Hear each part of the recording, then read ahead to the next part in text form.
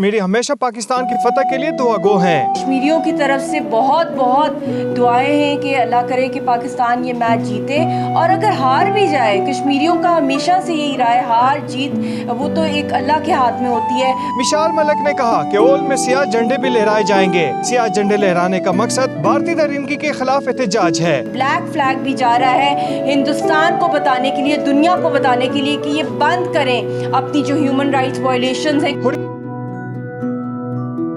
हार गई India, 8 wicket गिर गई तो रो क्यों रहा तू?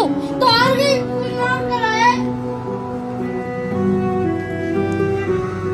अरे तो क्या हो गया है?